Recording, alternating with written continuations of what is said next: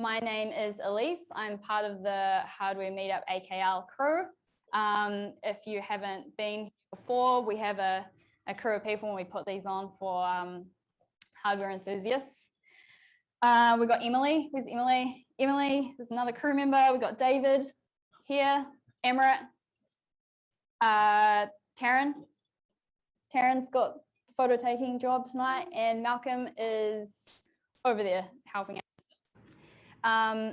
So tonight's all about investment. We haven't run one of these before in this format. We usually, if you've been before, we usually showcase companies, but we're doing something a little different because this is also really important. So we'll probably run like a couple of events like this year that delve into specific parts that aren't related to like individual companies. So I've tried to capture something for everyone in my questions. So, everyone will be at a different stage or be looking for something different. So we might not, answer every single question you have, but I've tried to kind of have something for everyone in there. We'll have like at least one break in between. We'll just stop and go like grab a drink or do whatever you need to do. And the disclaimer is, totally just their opinions. Everyone gets excited about investment. It's a hot topic. So it's just people's opinions, and take from it what you need to. Okay, so housekeeping. So if it starts burning down, just screaming to the nearest door. Toilets. So there's toilets on this side and there's toilets on that side. The doors are going to automatically lock us in at 6:45, so you can go out, but you can't get back in. So hold on. Yeah, so it sounds great. Yeah. We got some awesome sponsors. Super grateful. Blender, who's Blender? Blender team. Ollie, Matt. Thank you so much for supporting us. Blender does product development, design. Yeah, if you need to talk about getting something built, definitely talk to the Blender crew. We've got Hudson Gavin Martin. Yes, yep. A few people from Hudson Gavin Martin. So if you have legal questions, they will do a free session with you. Pick out anyone from Hudson Gavin Martin here. They are awesome lawyers in Auckland, and they are experienced in hardware. So yeah. Usually what we do is at the end, people can pitch for stuff they need, and it's very successful. So what you can do is come up and you have like a minute to pitch for something you need. You might be looking for employees. You might want a job. You might need help with something.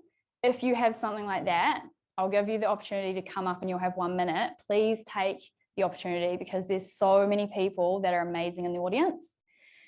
So I'll give you the opportunity to that. So have a think if there's anything you need that you think you might be able to get here. So tonight we have 3 amazing investors that I'm going to be interviewing on the panel. We have Carl from W&T Ventures, Imsha from Outset, new name like this week, and I keep calling it level 2. So Outset Ventures, and Tip from Blackbird Ventures. Cool. So I think I might just like crack into the questions. Testing. Yep. So we've only got 1 mic, so they're going to be handing around a little bit, but okay. Tell us about your role in your company. So Carl Jones, I'm W&T Ventures managing partner. We're a pre-seed and seed stage investor so we're often usually the first check-in, pretty much always the first check-in actually. Hardware invest 75% of our companies that we invest into are hardware. We're a technology incubator as well. You might have heard of those. So we get funding not only from our funds, but also from Callaghan Innovation as well to deploy. So usually investment of $1 million up front, which is a mix out of our fund and Callaghan, as I say. So we've just raised our 3rd fund, which is currently sitting at about 10 million, with about another 10 or so from the government to deploy on top. So looking for opportunities, and we've actually got one of our first new founders in the 3rd fund in the room somewhere tonight. Michael, there he is over there. So what's the company? That's HairSense. We've actually got 3 founders here tonight. Malcolm's here tonight. Where's Malcolm? From Argonavis. There we go. And Asa is over there. Don't hold it against him. He's a software guy. The other 2 are hardware guys. So. Hi, I'm Imsha of Outset Ventures. There's essentially 3 things that Outset does. We are a facility, so kind of think of us as a gigantic co-working space, but instead of desks and laptops, we have laboratories and workshops because we work with exclusively science and engineering startups, and they need space to tinker and build stuff and grow stuff. The second thing that we do is community. We have about almost 200 people working on site across 20 companies. So having that sort of expertise and experience on hand, there's always someone who might be able to answer your question firsthand. And third thing is investment, and I guess we'll talk about that a little bit later on. And I'm the CEO, so I kind of sit across all of that. Hello, I'm Tip from Blackbird Ventures. I'm in the investment team. Blackbird is an early stage venture capital fund, and we invest all sorts of industries from software to rockets to autonomous vehicles to synthetic biology. Some crazy stuff in our portfolio. And end of 2019, Sam and I moved to New Zealand, and we started the Blackbird New Zealand company and raised a $60 million fund to invest in early stage startups. So we invest pre-seed, seed, Series A, and then we have a larger fund investing in follow-on rounds as well. Cool. Maybe keep it there with you. What companies are you looking for, and yeah, what's your sweet spot? What do you typically invest in? Typically, we invest Series A, kind of 1 to 3 mil checks. But the saying that I love is that venture is really the currency in venture capital is belief. And if you are a successful hardware startup and you manage to get to a Series A, like you've survived and survived all these risks, you are probably going to be attractive enough for a lot of VCs to be interested in you. So for us, in order to get to Series A, we feel like we have to invest a lot earlier than that and show belief in founders before anyone else does to earn the right to invest in their Series A. So I say sweet spot Series A, but in reality, pre-seed seed is where we play as well. Cool. And how much do you typically invest? The smallest check size was 50K. The largest was 20 mil, and that was the first check. So it's very varied. That's fantastic. 20 million, first check. Wow. So that was an autonomous vehicle company with an Aussie founder in San Francisco. So, yeah. Awesome. All right, we at Outset invest in anything that can be classified as deep technology. So what that means is technologies that are based on fundamental science or engineering innovations that are on the forefront of new industries. So anything that's new, science and engineering based, potentially a platform technology, although that doesn't really mean much. Anything that's cool tech, that's what we're all about. We are a relatively small fund. It's about we invest about 10. Our whole fund is about 10 million. So we invest in round sizes between about 100K to 3 million. Any sort of check size between that. I've answered some of those already, but yeah, we're also a deep tech investor. So we're pre-seed and seed. So we're, as I say, usually first check in. Sector agnostic. We don't touch human biotech or pharmaceuticals. We like things you can touch and see and feel for the most part. And that's because of our own investors. They're all, robotics and, 3D printing and a whole bunch of other things like that. So we kind of, that's where our skill sets and networks lie. Cool. Did you answer? Yeah, you answered the investment. I think I did it before. Yeah. Okay, what makes a compelling investment proposition?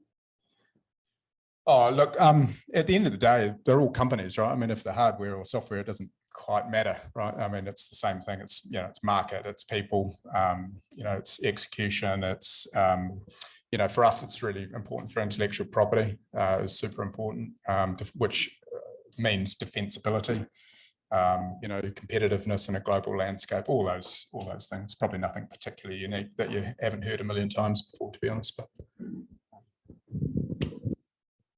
for us, it's 2 things really. Similar to Carl, we are typically the first check in, and there's 2 things that we look for that makes a proposition particularly compelling for us. First of all, the technology. Is this new? Is this novel? Is this exciting? Is this something that we can get excited about because we're a bunch of nerds. The second thing is team. It's so critical for the team to be the right people to execute on that plan.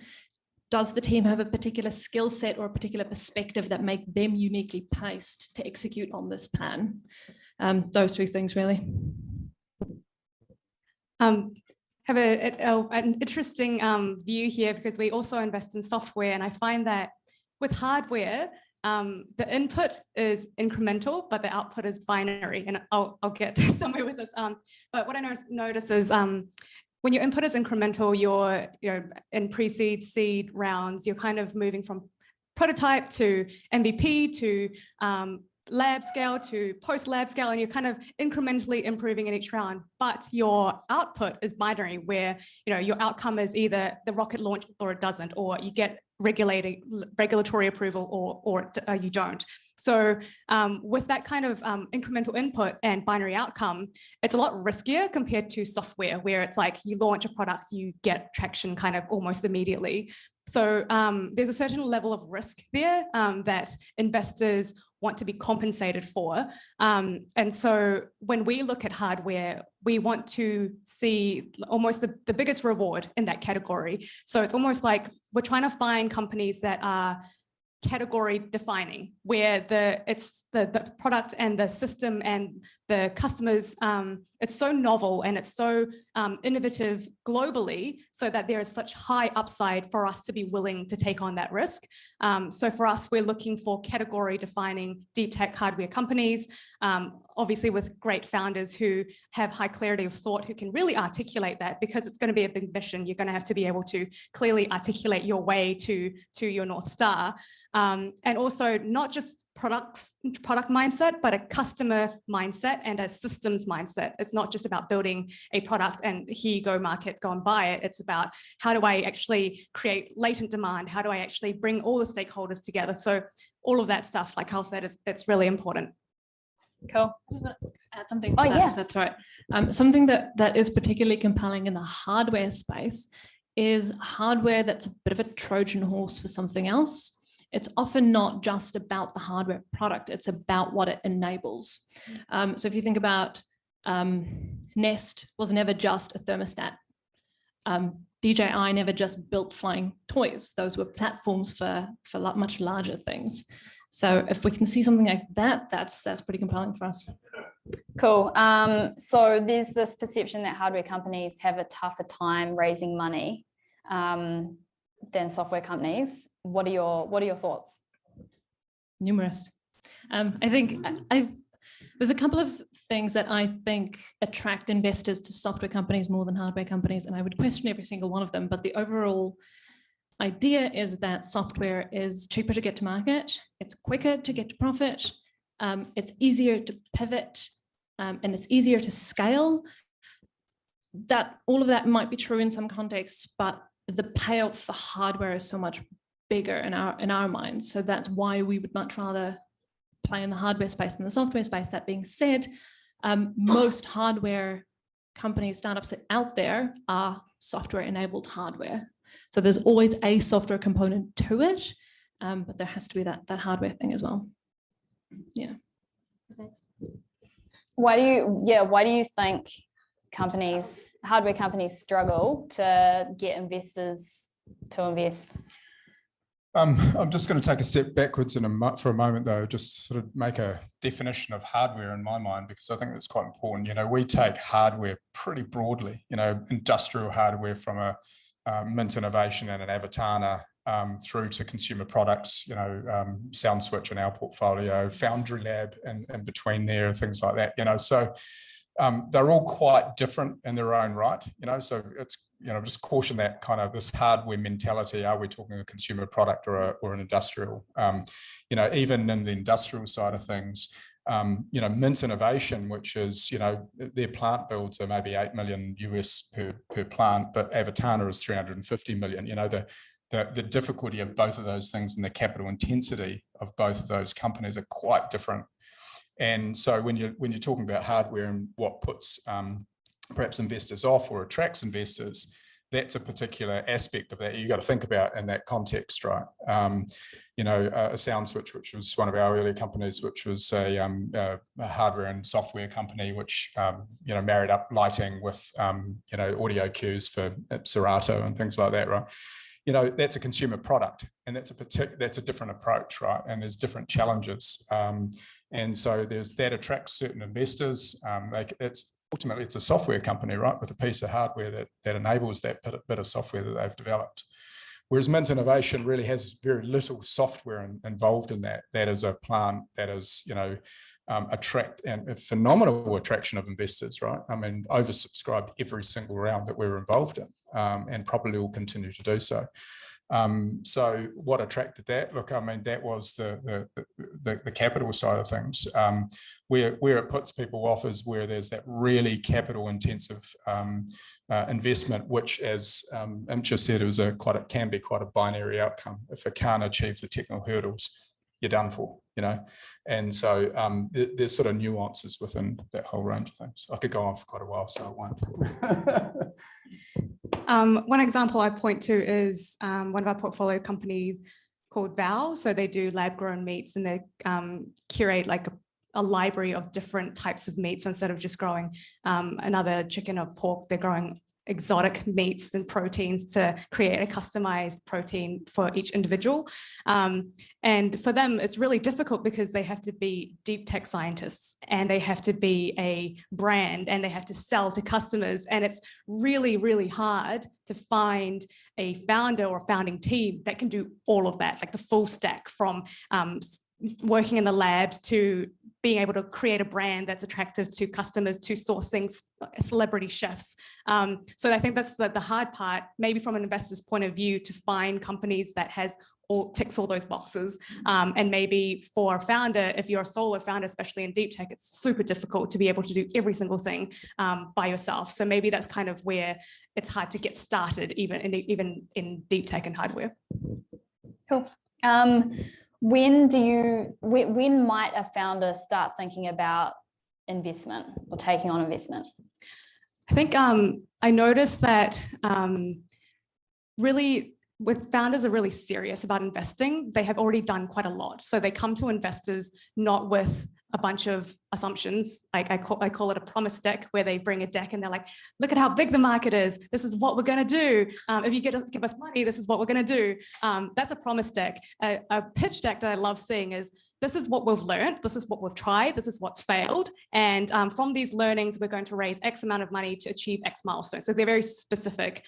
So I think, sorry, completely blanked on the question. It was, like when should founders start thinking about raising? Right, yeah. So when you have that clear in mind of what exactly you need, you'll come to investors more to tell us your earned insight, as opposed to looking for validation.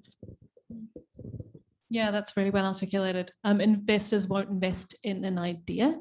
They want to see that you've done some work to validate that idea. Have you tried to prove the concept with with some hardware on your kitchen counter? Have you gone out there and validated your assumption that people want this technology by actually talking to people? And can you demonstrate to us that you've done some of that work already? As soon as you, I think, get to the stage where you've proven that it works, or it might work, and you've got a bit of an idea of what the business model might look like, it could just be a bit of a hand-waving exercise at the very start. We know that. But then you need to have a very clear plan of what your next steps are and why you need funding for that. And that's where we come on board.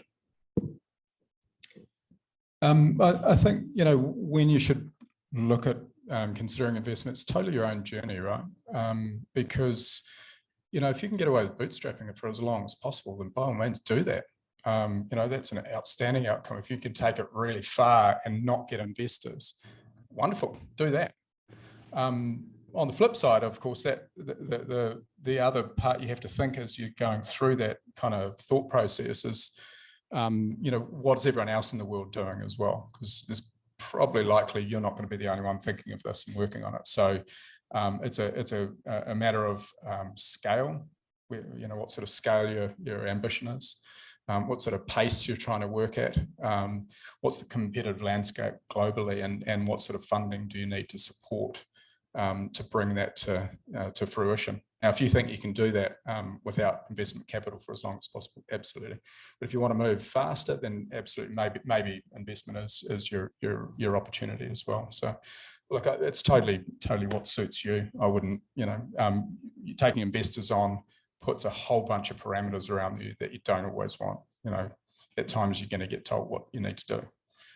You're not always a master of your own destiny when you bring investors on. So you've got to choose the right people. It's the same as you choose a partner. So it's a real thought process to go through. So how do founders choose how much to raise? How do they decide? And how is it tied into valuation? Yeah,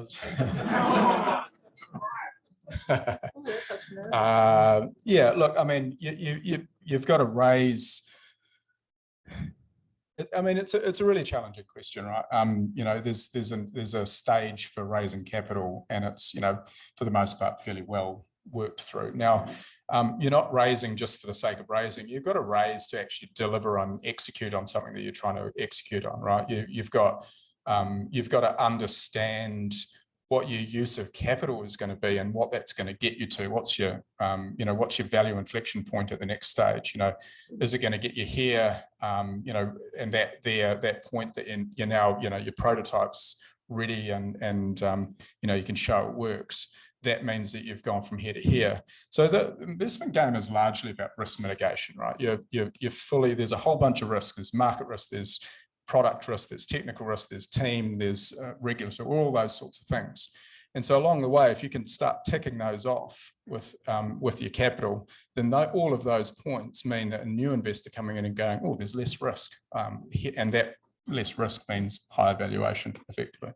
So that's kind of the way that we look at it, really. Yeah, that's really well articulated, Carl. It is about what is the next thing that you need to prove for this to be a viable business. The first step typically tends to be proving that the technical risk can be mitigated. The next step might be regulatory risk. And that's how you determine, okay, what do I need to do to prove that tech? What do I need to do to get that regulation? And then how much will that cost? That typically is sort of how it works. So how much you need to raise, how's it tied to valuation? I think I'm just going to oversimplify this and say it depends on input, output, and dilution. So output meaning what are your milestones for the next round, next 18 months, what do you want to achieve? Reverse engineer your way backwards and think, what are the inputs I need? So how many engineers do I need to hire? What is the cost of the lab space? What is the cost of blah, blah, blah? Add all that up. That is your input. So that is how much you need to raise. Then ask yourself, how much am I willing to be diluted by? So if this is your first round, you're raising 250K. If you're willing to give away 25% of your company, valuation, really, this is oversimplifying it, but valuation is $1 million. So that's kind of like, at the core of valuation is really how much you need to raise, how much you're willing to be diluted by. Cool. I'm going to read this one out. This was actually sent through by someone who bought a ticket, so thank you. With SaaS fundraising, pitches to investors often include focusing on early numbers and showing the hockey stick of month-on-month growth. With hardware fundraising, what key metrics or proof points do you think should be focused on, especially since the initial funding can be so critical to build out prototypes?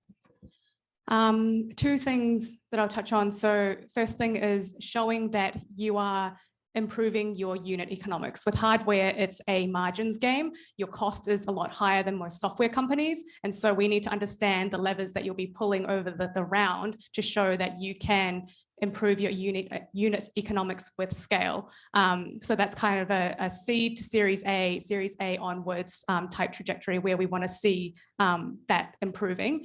The next one is around customer love. So if you're building a product that people love, you need to be able to show that, whether it's, building a product where you're putting it in a hospital and that's improving a sonographer's workflow, for example, truncating their time, improving cost, improving efficiency, increase in user activity, whatever metric that is for you, you need to be able to show an improvement in that because that's what your value proposition is. It ties quite closely into the answer to the previous question. We tend to think about company building in stages, and these stages are pretty clearly well defined, because first you need to prove a proof of concept. You need to prove the tech works. The next stage is you can prove that that you can scale it. The next stage is proving that there's a market for it. There are these pretty well defined milestones that you need to hit along the way, and capital raising is quite closely tied to those stages. That's the question. Yeah, look, I mean, the metrics really for a hardware company depend on the business model. You're comparing SaaS companies, which when we're talking about SaaS companies, it's not a set. That's a business model, right? And so SaaS companies are generating revenue out of a recurring revenue model, right? And so when we look at SaaS at hardware companies, there's a whole range of models within that. Are you selling a machine, or are you providing a hardware as a service? Or are you, buying, leasing a machine out, and what does all that entail? What's the maintenance costs, all that sort of stuff. So the question around, comparison of revenue, I think there was the question around revenue models and how, it's really case dependent on the business model of the hardware company. It's what metrics should be focusing on. Yeah, so the metrics, so just totally dependent on the model that you're using. I mean, ultimately when you're comparing a recurring revenue model with a hardware, and overlaying that on hardware. So how do you get a recurring revenue model in a hardware company? Is that necessary? Cool. What strengths do you like to see in a founding team? We often invest in companies that are, we're first check-in. So there's often, we invest in a lot of single founders and dual founders. So we have quite a range. In fact, we also have a hybrid venture studio model. We invest in companies that don't actually have people. So, so for us, we look at quite a range of things when we look at both companies and people. When we look at my portfolio and really sort of look at the companies that do really well, it's often scratching their own itch, right? Ones that just have seen something, they've just been pissed off about it for about 10 or so years, and finally they're getting off their ass and doing something about it. That always works really well. And then just some others, that passion in there with what they're doing, that just absolute belief in what they're doing. They know damn well that there's a problem here, right? Still have to do market validation. Something that I think a lot of founding teams sometimes overlook is that we're looking for the team to fit the product or the problem that you're trying to solve really tightly. So if you're, for example, building a hardware product, but the hardware product is really, really reliant on computer vision, I want to see in the founding team computer vision expertise, because that's the problem that you're trying to solve, not necessarily an engineering problem. So the problem and product needs to fit the founding team. And then other things that we look for that I think all investors look for are things like open-mindedness, tenacity. Can you put your mind to a problem and not rest until you've solved it? But at the same time, are you able to take advice and weigh up a bunch of different opinions? I'm going to speak from a point of view of founders that I admire and have had a longer term relationship with, and how they've evolved and grown. And I think no matter how amazing you are as a founder, how meticulous you are, articulate you are, good at forecasting, hardware is such a hard business that something will always go wrong. Like, there is no such thing as a clean seed, Series A, Series B hardware. There's always like a seed, bridge, Series A, bridge. There's always something that's unforeseen. So I think it's okay for founders to make mistakes. It's okay for founders to not be able to meet some of their goals, if it's, stretch goals. But the most important characteristics and the founders that tend to get funded again and again, even when they make mistakes, are the ones that know what they did wrong, and they are willing to reflect on that and share their learnings. And they're very open with their investors every step of the way, with communication around, this is what I did wrong. It is my mistake. Own up to it, have accountability, have learned from it and said, okay, now this is what I'm going to do differently. I think that is just so underrated. And every single founder that comes to us at follow-on rounds with that type of mentality, it's almost like, that's amazing. You know, like we're going to give you another shot, versus founders who might be, you know, a bit scared to admit that they did something wrong, hide what they do, and hide the outcome. I think that's just kind of the stark difference between a great founder and an average founder. Yeah, I have to echo that. Communication and trust and honesty is so important in any relationship, particularly founder-investor relationship, because as soon as investors invest in you and your company, we're married. We need to make this work, and it doesn't work without communication and trust.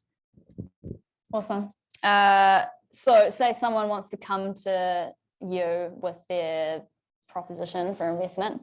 What kind of capital raising documents or materials do you like to see from them or recommend they bring along? Yeah, due diligence documents or data rooms are essentially used. I look at them in that they serve two purposes. First, they're proof of the validation of your assumptions. You assume this technology works. What experiments have you done to prove that? You assume that someone will buy it. Do you have a letter of intent or an MOU that proves that? So that's one thing that I look for in sort of those documents. The other thing is making sure that all the legal T's are crossed and I's are dotted. Are there employment agreements? Are there IP transfer agreements? Is there something that you can do now to prevent catastrophe in a few years' time? That sort of legal first step things are pretty important as well, and that often gets overlooked. We're so early, we don't really need anything, quite frankly. If you've got a prototype, good. We're not investing in ideas, but we help you create the legal docs. We help you create the structures. We put money into companies that aren't actually companies. We actually work with technologies before they get formed. So for us, we don't need pitch decks. We don't need anything like that. We just need you to come up and say, I've been working on this for a bit. This is what I've got. Here's my prototype. Here's what I've got. I reckon for these whole bunch of reasons is that there's something here. We want to see you talk to people. We don't want to see that, we're not sitting here asking you to come to us and say you're guessing that there's a big market here. You've got to have something behind you to back it. But that might be your 20 years of experience in what you've been doing, So we don't expect you to come with anything. We'll help you build all that. Nothing to add to that. Awesome. So a lot of people probably know, but angel investors or VCs, what's the difference between the two? Yeah, just high-level angels tend to be people who are just personally wealthy, who want to back cool projects and cool founders. Venture capitalists tend to invest sometimes partly their own money, but mostly other people's money. So we have to adhere to sort of what we've told our LPs we're going to be investing in. I think that's the big structural difference. But because we tend to be fairly early stage investors, what we look for and what angel investors look for, there might be quite a lot of overlap there. I would add that understand your investors' risk profile and their timeline as well. So angel investors may have a slightly lower risk profile and a shorter timeline, and kind of might expect earlier returns, whereas VC funds typically have a 10-year fund horizon, and some investors also keep investing, so follow-on investing as well. So one key difference might be venture capital firms have the ability to follow-on invest, whereas some angels might not. I'm not going to comment on the difference. All I'd say to you is just do your due diligence on investors as much as we would on you, right? Go and see what an angel is going to bring to the table. It's a bit of a crapshoot sometimes with angels, quite frankly, as it is with VCs actually. But have a look at their portfolio, see what they've done before, and see if that's for you, and then go and talk to them. Cool. How can we literally find investors in New Zealand? call them. This is New Zealand, you can contact anyone, right? If they're not listing their phone numbers and emails on their website, don't bother. I love that. Well, there's 3 investors here who would love to talk to you. And we probably know who the other investors in the country are, so we can put you in touch and just ask other people who they've spoken to. There's been quite a lot of time and resources put into Callaghan Innovation's Scale-Up platform. A lot of investors are listed there. A lot of co-working spaces and startup hubs have a list of investors that they know, so you can go through those hubs to find them. There's a bunch of different ways. That was a much better answer. Last year I sent out like a form for all angel investors and venture capital investors who are investing Kiwi founders to fill out, and created a database. So it's a Google Sheets database. You can find it on my LinkedIn. It's like in the top like tip shared, blah, blah. It's just a Google Sheets. If you want to, if you can't find it, just email me at tip@blackbird.vc and I'll send it to you. It's really good too. You can filter by Sounds hardware Very and stuff. Awesome. So that's totally the answer. Just go look it up. So how can, like, I think maybe it might be a little bit easier in New Zealand to get in front. You know, you can give you a call or whatever, but like, what is the best way for someone to get in front of you? Is it just add you on LinkedIn, or is it send the company website? You know, what should people do? Yeah, so coming to events like this is great. There's also a bunch of other events and online kind of, so with StartMate, it's an accelerator that's part of Blackbird. They run kind of quarterly office hours, which is free. You can sign up, you can get matched with mentors and investors and stuff. So there's all these initiatives and events that you can go to if you're proactive. I think that's the best way to kind of approach investors, because they're in the right mindset to meet you and they're not just getting spammed on LinkedIn. But it's okay as well to kind of do a cold reach out and in the database, just grab their email and send through a succinct email of who you are and what you do. Yeah, that works really well. Just send an email, tell me what you're up to. We can usually pretty quickly tell if that's outside of our mandate, and we will send you a very polite message to say so. But usually, because you've done your due diligence on us, you know what we invest in, and we will almost always say yes to a coffee to learn more. So email us. I think Carl's probably just home phone number. I don't have a home phone. Who has a home phone these days? Yeah, no, look, I mean, so, you know, we're you know, you can apply for it through our website, contact through us. Yeah, I'll respond through LinkedIn as well. We've just, Nick here put his hand up. Yeah, he's our new guy. He just started last week. And he's going to be based up here in Auckland. So you'll see him around a bit more as well. So look, just, you know, we're all pretty friendly. Cool. What attitude do you want to see from founders when they reach out and kind of as you go through the journey together? I've got so many different things to say about it. I don't know. Oh, look, yeah, just all I want to see is that you've taken a little bit of time to see what we might invest in. I think the only thing that kind of annoys me a little bit is people who are just clearly so far out of our realm that you kind of like, really, you know, just put a little bit of effort in to see if it's actually something one of the investors wants, because, you know, you get it quite a lot. So attitude, just, I don't know, a bit of effort. Yeah. And because the founder investor relationship is a relationship, we want to be able to feel like we can trust you and we can build that relationship and we can talk with you and you're open-minded, and it is very relational in my perspective. So yeah, open-mindedness. I need to get the sense that I can work with you. And I tend to work with a bunch of different people, so that doesn't exclude a lot of people. And yeah, think big, be ambitious. Like if you think your idea is a little bit crazy, that's great. That's what we like.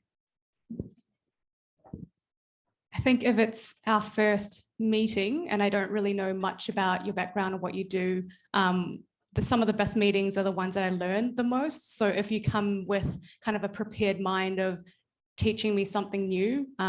You can ask yourself, like, what can I teach to when I speak to her? What will blow her mind? Like, what is something interesting in my life that she probably might not know about? That usually tends to be some of the best conversations, and it sticks in my mind. So something as well, I don't really like the whole power imbalance for people with money and people without, and this kind of coming to us going, oh, so end of the day, we just want to hear about the real cool shit you're working on and, help you out. Like, that's all it is. I don't, yeah. Okay, so say you're like overrun with offers for investment. We briefly touched on this before, but how do you choose who is best for your company? It's a really awesome problem to have if you have a lot of people demanding to invest in you. I think look at two things: values and added value. So values meaning, do your values align with the investors? Are they long-term investors, or are they looking for a quick exit? Are they ones that really care about your problem, or are they just filling a mandate? I don't know. Just like, yeah, looking at common values is really important. And then added value is anyone can bring money to the table. There's a lot of money going around right now, but what is it that investors can bring to you in addition to that capital? And as founders, you need more than capital. You need networks, connections to customers. You need to meet other founders who are a couple of steps ahead of you in the FDA, TGA process, so that you can, do that process faster. So approaching investors with a wide network, with a wide community of founders, that would be a great choice. I don't know if I can add much to that. That was really well put.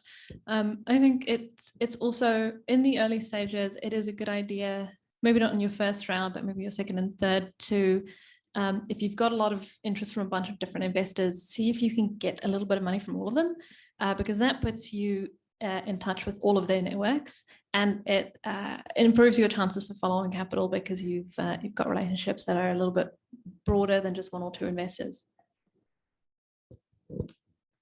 I had a really smart answer before. I forgot what it was. How do you decide what investors? Yeah. No, I'm still blanking. It's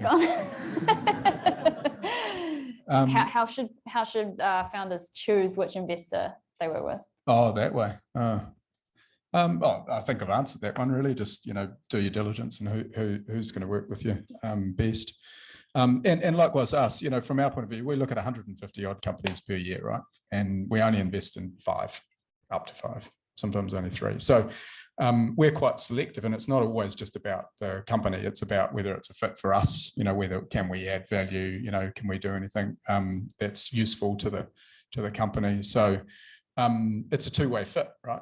And if you can't get that two-way fit, there's a long-term relationship. So there's no point in jumping into bed with each other, and it just doesn't work out.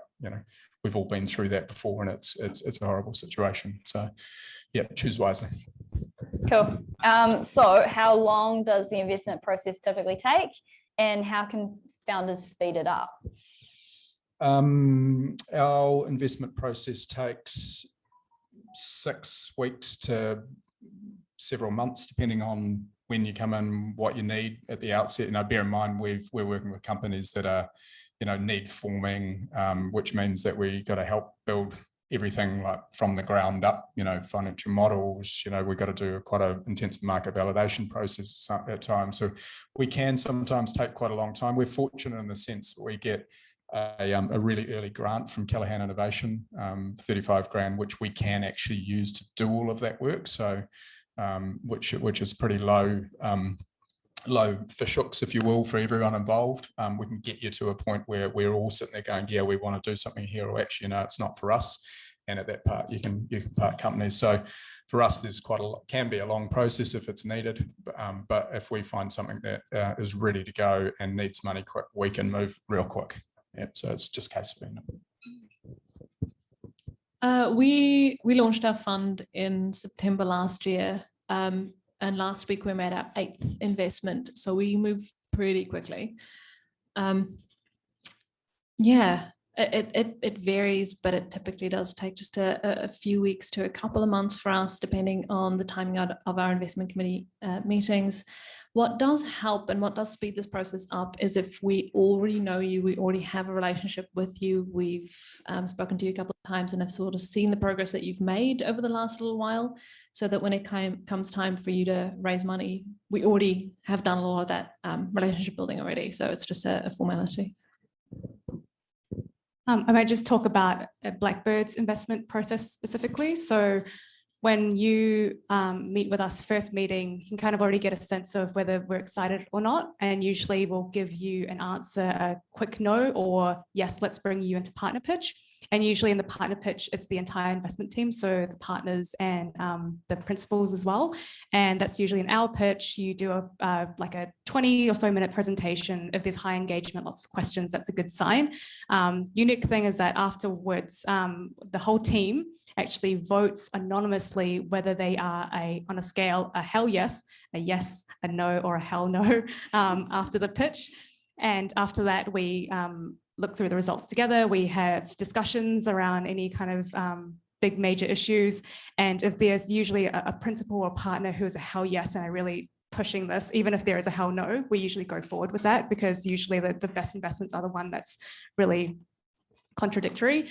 And then after that, we get back to you kind of on the same day, basically, whether it's a no, and we give you all the feedback so that you know, or a yes. And then from that point onwards, it's the due diligence phase. So that's really depending on the company, whether you've got your materials, your data room, your due diligence stuff already.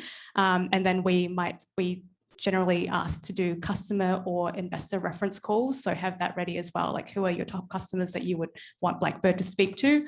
And that just depends on their timeline when they can talk to us. The fastest we've ever done that is kind of like 2 weeks, or even a little bit less than that. And the longest is like months, just depending on if the company is starting a whole new company, IP transfers, all that stuff. So it's just quite broad. Cool. How are we feeling? Do we want to break, or do we want to keep going? Okay, let's keep going. Okay, awesome. So are there any common reasons why you turn companies down?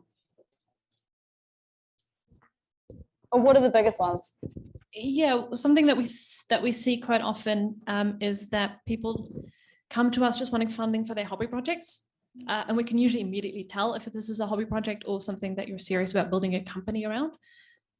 So we don't fund hobby projects, but we definitely have seen hobby projects turn into seriously investable propositions. What's a hobby project? Oh, I'm going to make this up, but it's loosely based on truth.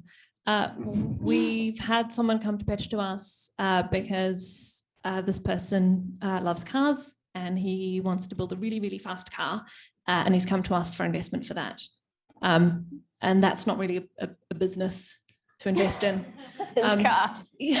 Yeah, so that sort of thing we do see quite often.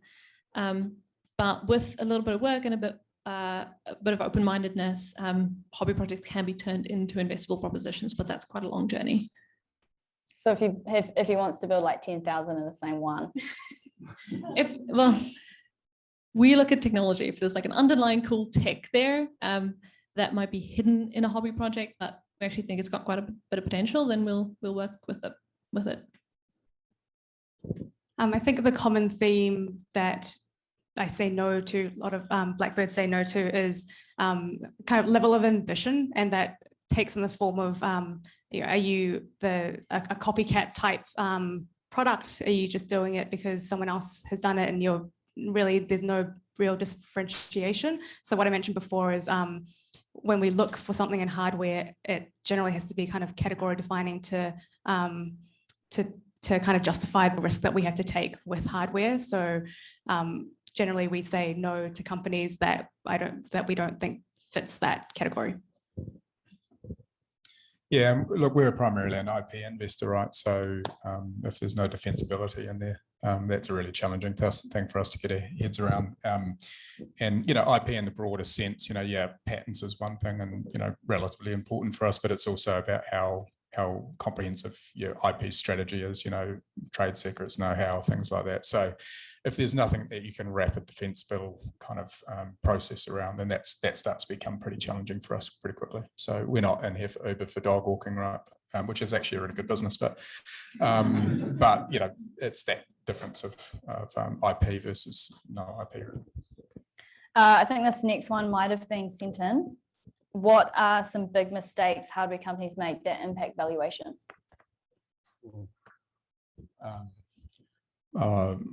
Impact valuation, I'll just say impact them, lack of market validation. And really, I think you can't do too much of that, in my opinion. I think, just assuming that there's a market there for what you're building and going and building it isn't always the right thing. I suppose that ultimately affects valuation. But. We don't expect you to have this figured out from day one, but we want to see that you've put a little bit of thought into what this looks like on a large scale. So you might have a process that works quite well on bench scale, but you haven't thought about what that will require to scale up. And I know that's really hard to figure out in your first couple of years, but at least some thought put into, is this even economically viable on a large scale, is something that is hard to figure out, but it's essential to try and figure out. And a lot of hardware companies have a little bit of trouble figuring out how to judge that. I think it goes back to what I mentioned before. So if we're talking specifically in terms of impacting valuation, has to do with your milestones and your dilution. So if you set your milestones to be quite high, as in you overpromise, and then you expect to raise at a very high valuation so you don't get diluted, and you don't meet those milestones, it becomes really hard to go back to the market and raise at that valuation or higher, because everyone's going to, be asking you, like, why would we want to pay a higher valuation for something that hasn't been proven out yet? Cool. I think we'll have a break, maybe 10 minutes, and then we'll come back. So hopefully there's still a few drinks left. But yeah, we'll come back in about 10 minutes.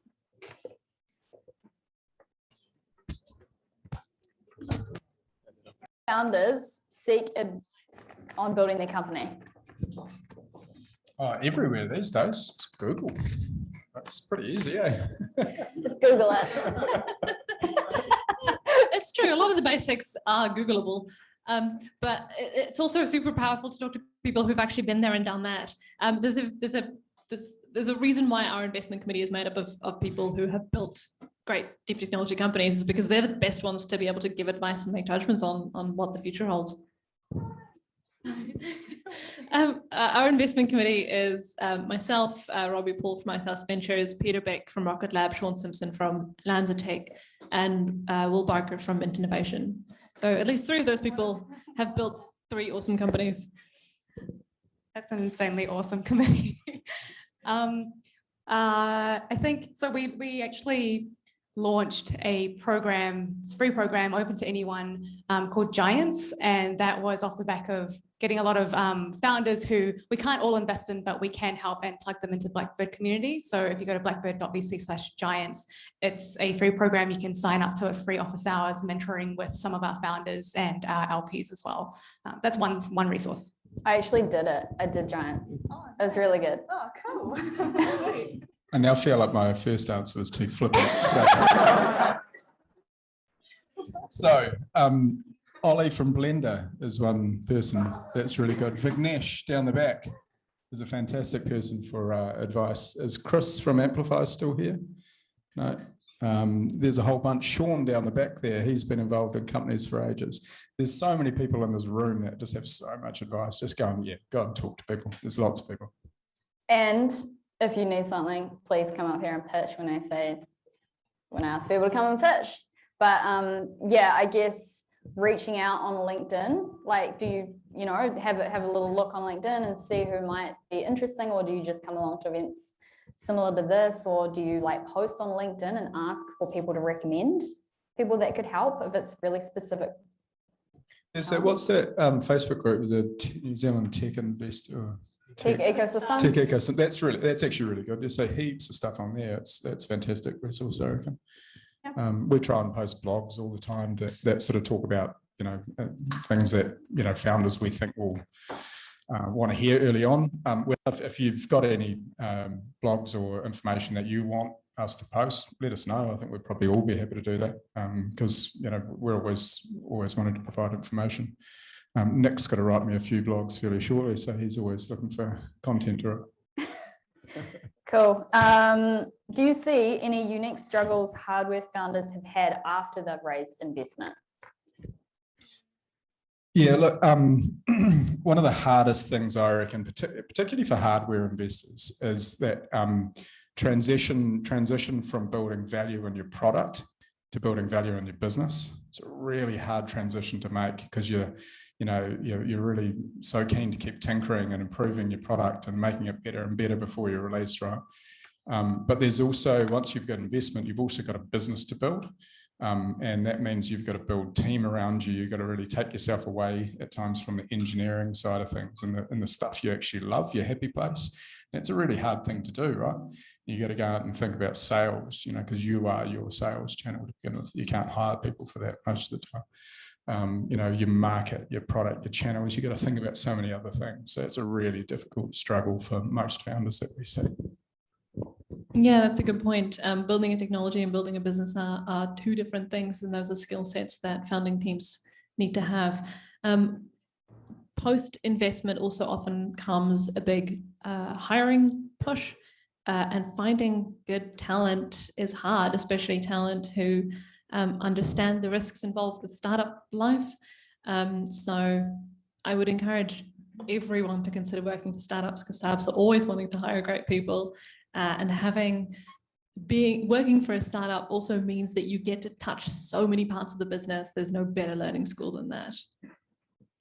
The only thing I would add to that is, so in my experience with one of our portfolio companies, there's two founders. They were PhD students. They'd never built a company or anything before except for completing their PhD. And when they first raised, they pretty much just didn't hire at all, because it was just such a scary experience to go from writing a PhD thesis to building out a whole company.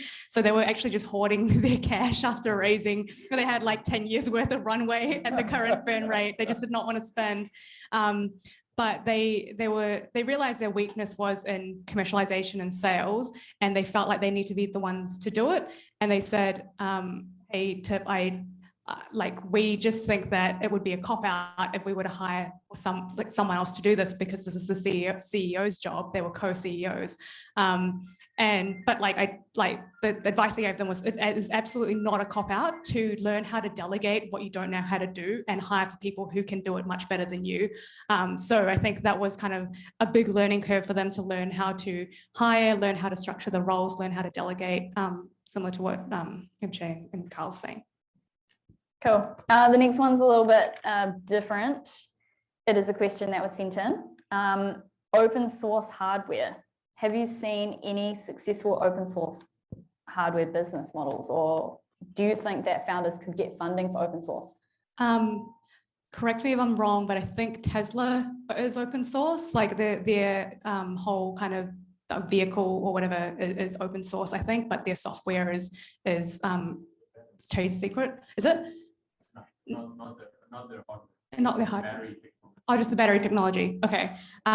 So that example, open sourcing like one part of your hardware, it's actually a really brave thing to do, because it shows that you have so much conviction in your ability to innovate faster than your competitors, that you're willing to just open it so that the ecosystem gets bigger. So I think it's not a kind of I guess a black mark or anything. And I think open source is actually the future of software anyway, because you're kind of already building on top of what exists. Other people can build on top of it. It's an additive game. Open source hardware products or companies is not something that I have any experience with, so I don't know. But I think it's worth mentioning here that Outset is a relatively new fund. We're only a few months old, and we're open to trying new things. There's no playbook that we're working from. We jumped off the cliff and we're building a plane on the way down. So let's explore and see what happens. But it's not something I personally have much experience with. Yeah, no, we've probably we haven't seen it. We haven't looked at investing in anything in that space, and we'd probably find it quite challenging from a you know, IP perspective, unless there's something else that was pretty strong that was wrapped around it. Again, we're not a lot of experience in it, so can't overly comment, to be honest. What do you see lacking in the New Zealand hardware investment space?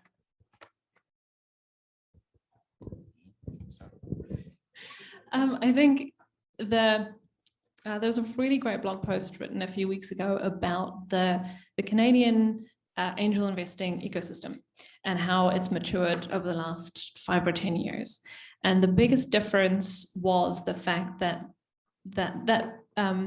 ecosystem had matured because there had been some startup exits, and those exits have caused founders to come back to the ecosystem and invest in the next generation of founders. I think it feels like we're just on the cusp of that in New Zealand. I think in the hardware ecosystem, the hardware investment ecosystem specifically, there haven't been many experienced founders or early employees who've exited a hardware company who have that expertise to then plow back into the ecosystem now. But it kind of feels like we're starting to see the first hints of that happening. So I think it's just a matter of time before that expertise comes back. Yeah, I think we're starting to see it with Rocket Lab, kind of the founder of Halter, founder of Partly, kind of leaving the companies and being inspired by Peter's ambition. And I think talking to the Partly founders, I think Levi said like the best thing he got out of working with Peter is just knowing that he can dream bigger, and that was part of why we were attracted to Partly as well, that level of ambition. I think just in the hardware space generally, not so much in investing, talent is a really big problem where there's just not enough great people for the amount of demand and the amount of roles that are out there. So we're trying to do something about that, especially through StartMate Fellowship, which is kind of Blackbird's accelerator arm, but they've got also running a program called the Fellowship, and that is for people who are in corporate environments or just kind of larger corporates, like for example, Fisher & Paykel Healthcare, kind of those technical roles, to transition into a more startup-centric kind of small scale role. So that's kind of partly how we address the issue, but it's still such a big issue. I don't think I've got too much more to add. I'll just echo that. You know, talking to David Moody, who's the founder of Foundry Lab, one of our companies down in Lower Hutt, and you know, his biggest challenge from day one was just finding people, right? I mean, it's just so hard to find the talent. But that's across so many sectors. I think Asa from Arcanum was probably saying the same thing on the software side, exacerbated by a little bug that's going around at the moment as well. So, you know, it's just, you know, it's a lot of challenges. So. Did you just call it a little bug? A little bug. Okay, what technologies excite you? What gets your attention at the moment? All three of the companies in this room are equally brilliant. Yeah, look, you know, we're just genuinely excited about you know, the technology that's coming out of New Zealand, and I think to the points that were made earlier, you know, we're in a phase. You know, I've been doing this for 10, 12 years or so. So I've kind of seen the market for a while where it was, you know, in the early days, there was not a lot coming out, and we celebrated for about what seemed like 15 years about Green Button's exit, I think, you know, and which was fantastic at the time, but you're seeing this cadence of successful companies coming out, and I should get a better term for this, but the spawn that's coming out of the companies as well, and creating their own companies, to both of your points before. You know, that's really exciting. You know, Malcolm and Avinash coming out of Rocket Lab and starting their own thing up.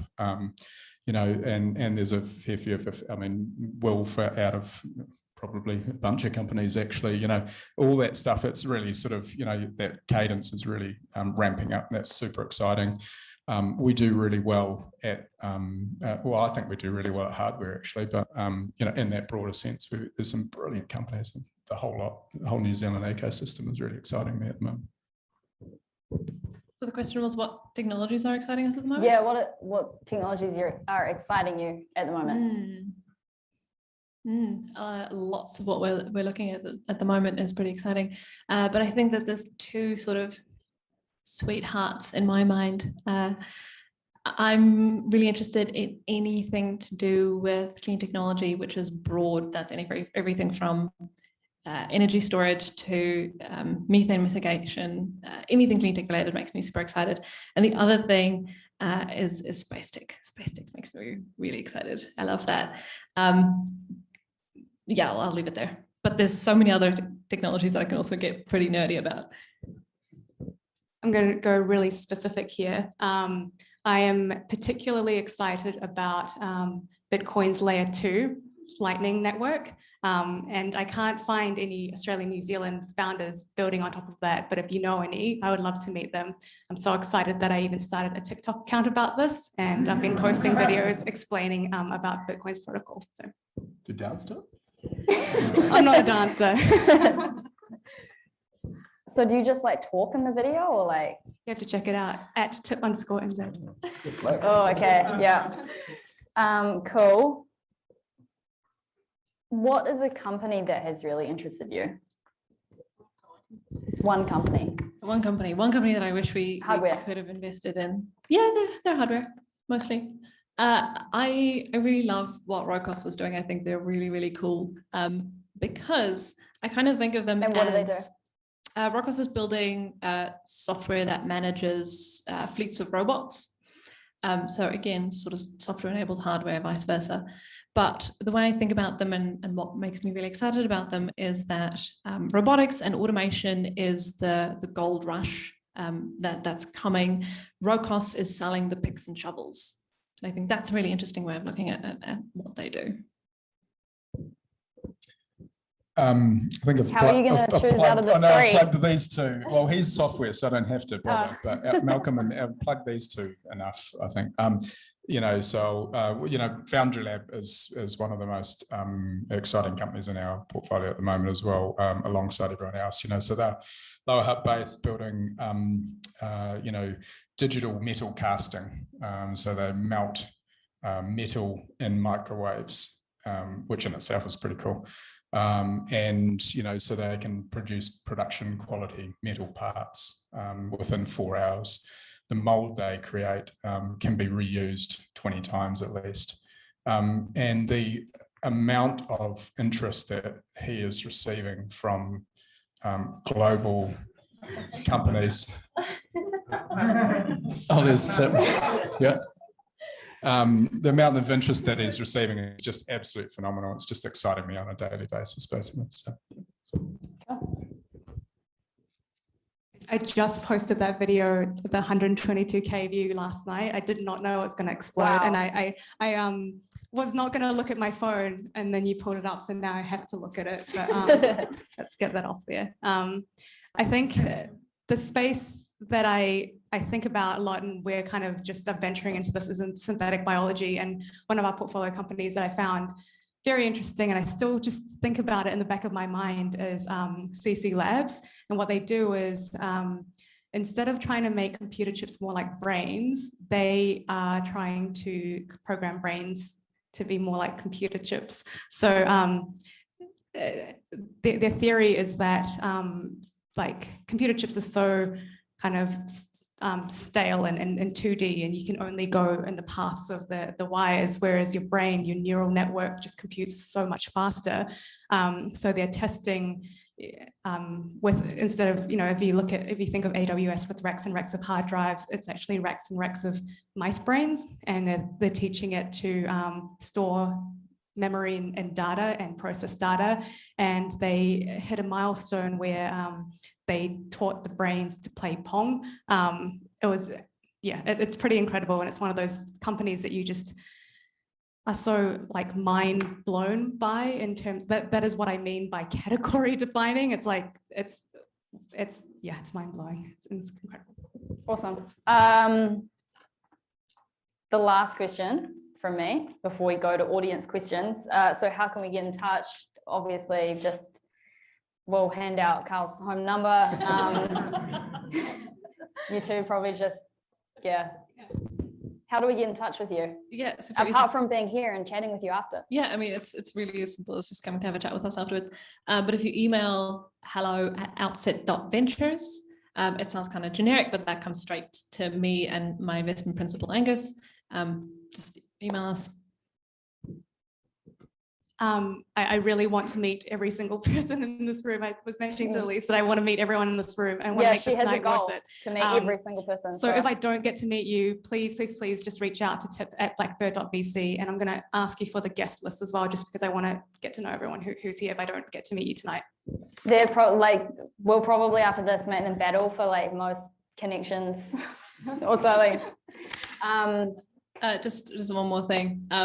I think it's worth mentioning that yes, we invest, but also if you're already funded and you just want some space to tinker in, we've got 9,000 square meters of space across 5 floors. So even if you're not looking for investment, but just looking for some room to play, get in touch. Have my number, I guess. 021-666-375. Carl at wntventures.co.nz or Nick at wntventures.co.nz. Just look us up, you'll find us. Awesome. Okay, we're gonna go out to audience questions now. So I think just scream it out and then I'll say it back so the recording can hear it, and we'll go from there. So yes, a question? Tip was talking about when founders are looking for investments, the best pitches are when they discuss failures and learning. So with that in mind, which has been your key learning from your worst investment? Okay, that question is, what has been your key learning from your worst investment? What was that for all 3? Yeah. Oh, cool. So Tip was mentioned first. I think this is partly kind of my personal journey as well. I really only started investing probably 18 months ago, and the pressure of kind of launching a new fund in New Zealand and rushing into making an investment, and especially during COVID as well. I think I probably made some rash decisions and kind of I just felt that pressure to invest. So I think that's been my biggest personal learning journey. Did some of them suck, the ones that you... No.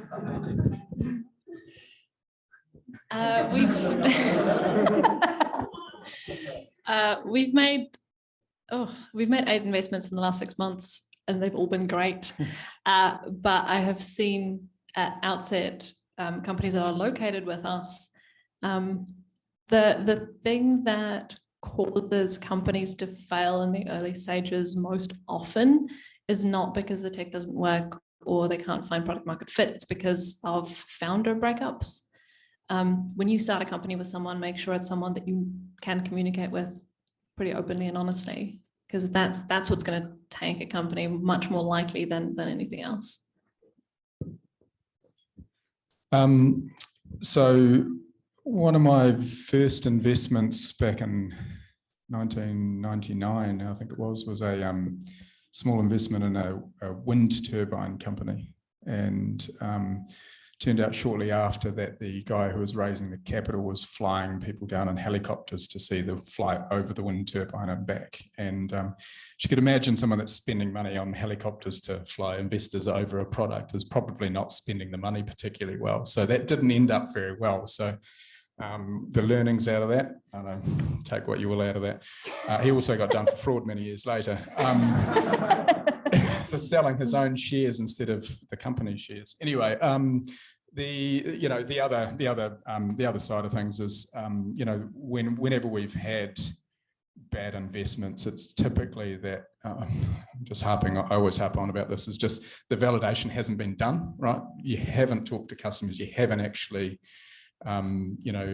figured out what the customers want. You're not delivering the customer's voice. You haven't figured out what the problem is you're trying to solve here. So it so often comes back to that, and you kind of forget that sometimes, and then you go, oh, that's just hasn't done market validation, So it can be quite basic as that. I mean, there's so many reasons for an investment not to be good. But cool. Next question.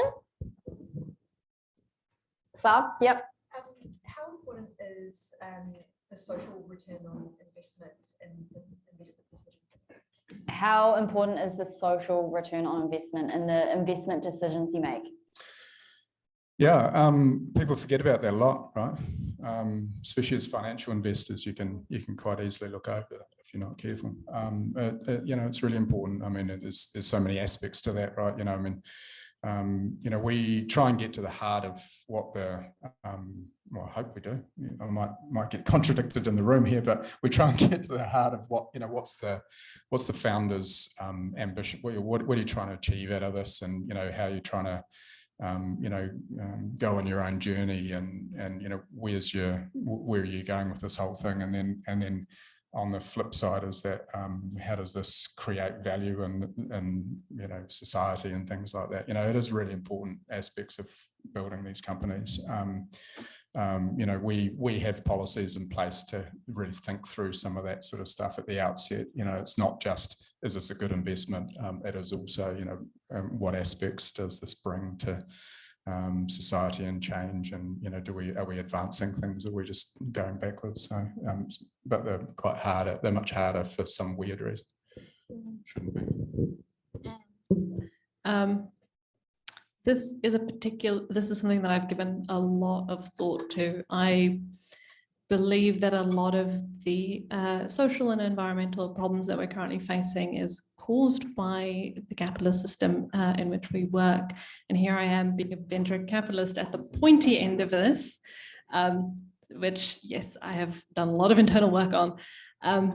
But it means that the view that I take on investments is a lot more holistic than what is the tech, what is the financial return. It means that building into the process of building a company means building into that a holistic consideration of that company's activities and the place that it holds in the world. And by it existing, what is it also allowing to exist that might not necessarily need to be there? I can talk about this for hours, but I'm going to stop there. In my view, I think environmental, social returns go hand in hand with financial returns, because if you're playing a long game, sustainability matters. It impacts your reputation, it impacts your ecosystem, it impacts your community. And if you're not doing right by those stakeholders, you are not going to have a sustainable business. You are not going to have, therefore, a profit generating company. So it's intertwined. And I think especially, so for example, let's look at consumer products. Consumers nowadays are more conscientious about what they buy, the brand that they associate themselves to, and the demand is there for positive environmental and social impact products. So that is the financial return right there, is what consumers are buying into. Cool. Questions? Yep.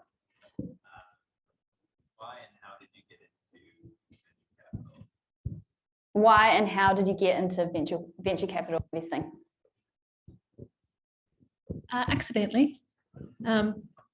I started out in the lab. I was a researcher looking at neurodegenerative diseases, and I felt like there was such a disconnect between the work that I was doing in the laboratory and the people who this research could ultimately benefit. And that process of how does research become medicine was just, I had no idea what that process was. So I got really curious about it, joined one of the return on science investment committees in biotech and life sciences, because that was where my background was. That sort of started clearing up that path a little bit. Because of that, I found out that working with really early stage ideas is super fun. And so met a venture capitalist there that I started working for as an analyst. And then I got shoulder tapped by an old mentor of mine to help him out with this crazy project that he has going on down in Parnell, which then grew into being Outset Ventures. So I guess it was pursuing my curiosity and seeing where that led me.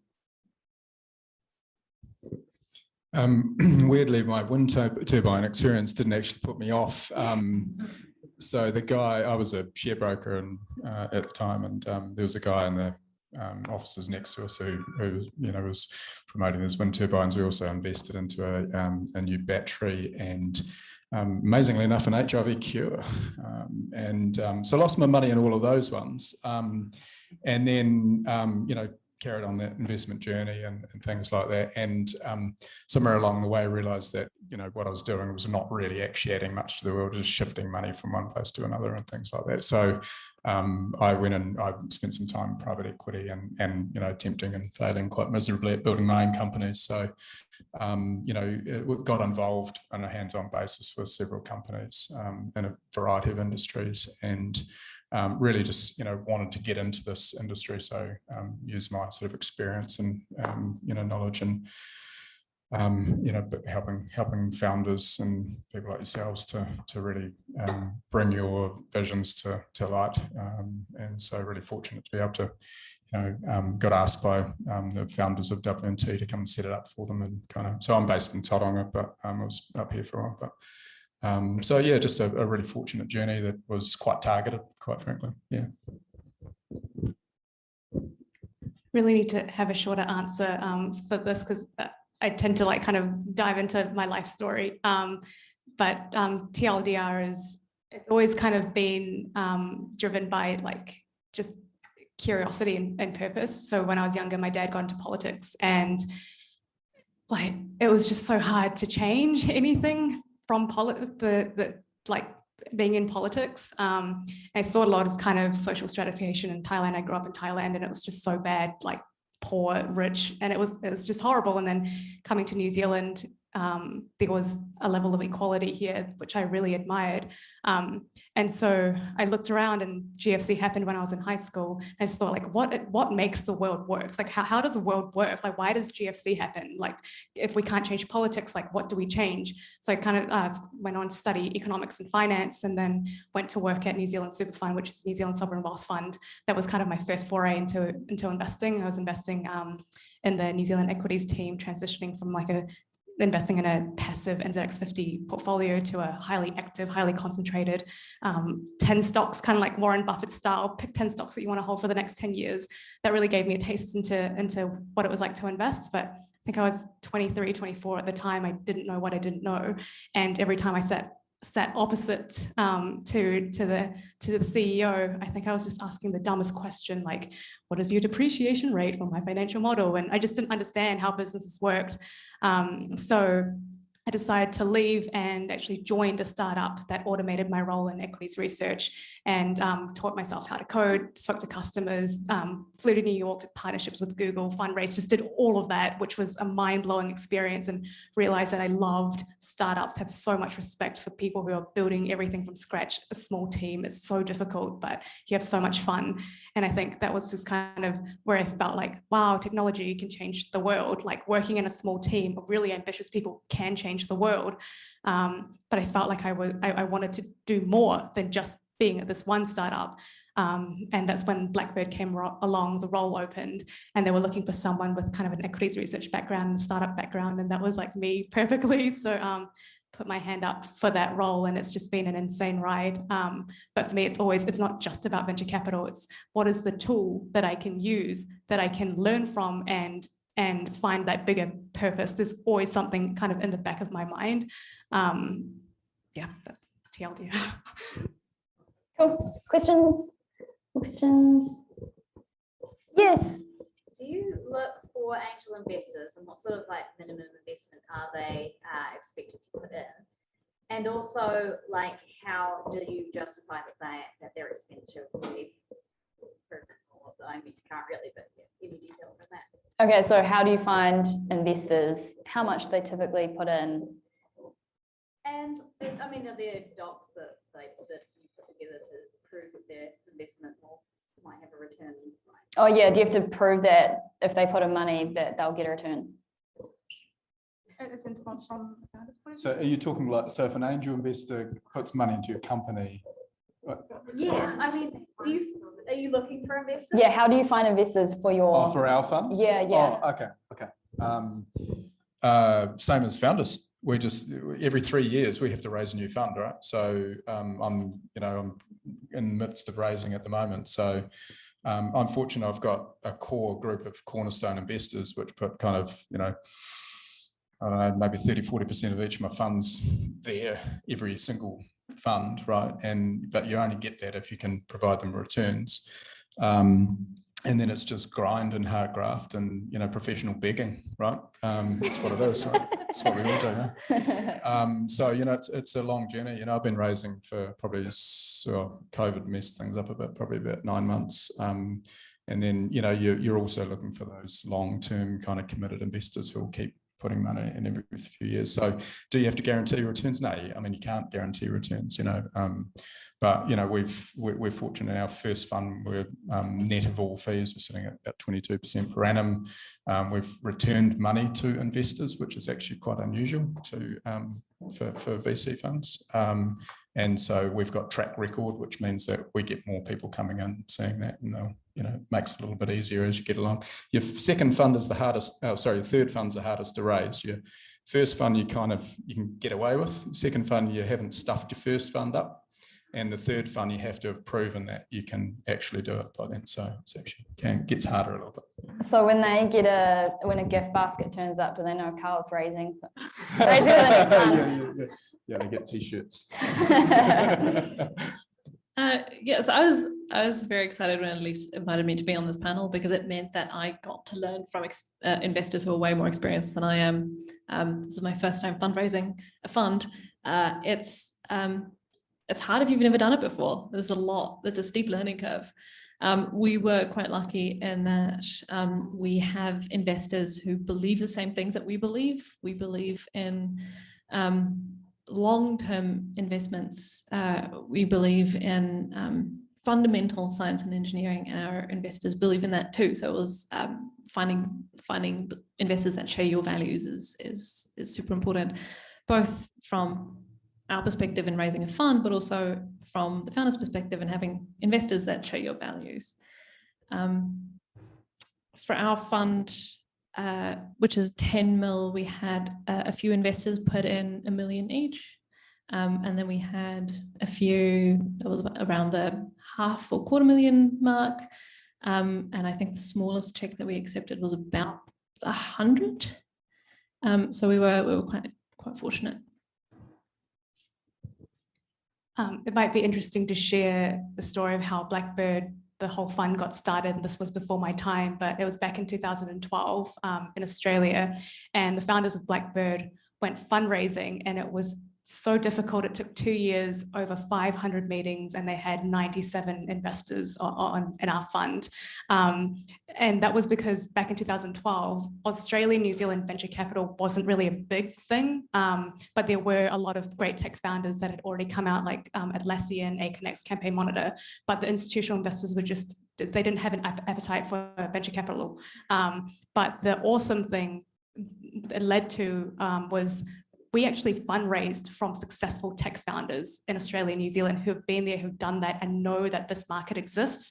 So our LPs, the limited partners, who are the people that invest in venture capital funds, ended up being founders who not only brought capital because they were, successful founders, but they also brought their networks, they brought their connections, their knowledge, and, like, most importantly, just founder empathy. So they were able to build this whole community and mentor the next generation of founders, which was so valuable. So that's how we ended up becoming a community-driven VC. And we replicated that when we started the New Zealand fund. We thought, okay, it's great that we have some institutional investors, but we really want great Kiwi founders to be in this fund so that they are invested, they have skin in the game, and they give back to our community. So we essentially ended up raising from tech founders as well. Cool. And I think there's a minimum amount that you have to earn each year before you can be classed as an investor, right? Is it like 300,000 or something? There's all sorts of rules with the financial market, with the FMCA. Yeah, a wholesale investor also. Yeah. I can't go get a credit card, get 10 grand out of the cash machine and be an investor. No. Well, I mean, there are retail offerings that do a little bit low, smaller amounts, but ours traditionally we have a $250,000 minimum, but we've just dropped that post our first close. So what we do is we do a first close and then a final close, and that we've dropped that to 100 for the second part, but you still have to be a wholesale investor there's a whole bunch of rules around what that means about, asset value and, or, if you've invested a certain amount in a particular year and things like that. So it's not, unfortunately, it's a bit, it's a bit exclusive in some respects, which it's not particularly equitable, right? Which I think is probably why Bitcoin and everything's so popular, right? Because you can actually get VC-like returns and VC-like losses from with very small amounts, right? So. I want to clarify, I'm only into Bitcoin, not anything else. Just Bitcoin, nothing else. Don't pitch anything Ethereum related at all. She doesn't care. Helium network. Questions? Yeah. You guys talked about how you look at founders and to trust them and invest in them. How would you trust, a person who's recently at university doing an undergrad with no experience, setting up a hardware company with no actual idea of what the industry looks like or how to build up a product? How do you trust someone who doesn't have any experience in building a product? Yeah, it's not trust in the sense of whether they've got experience. It's a trust in their character and their, the personality and their drive and things like that.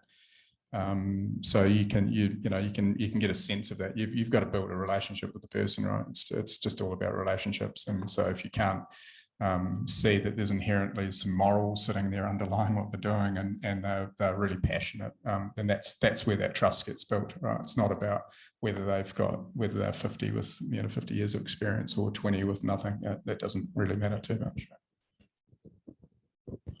So there's some press that came out yesterday about one of our latest investments into a 21-year-old founder who put her studies on hold to pursue this opportunity. There's almost no track record there. There's no experience in the industry, but we love her because she's super tenacious and she's got a super clear vision of what she wants and how to go after it.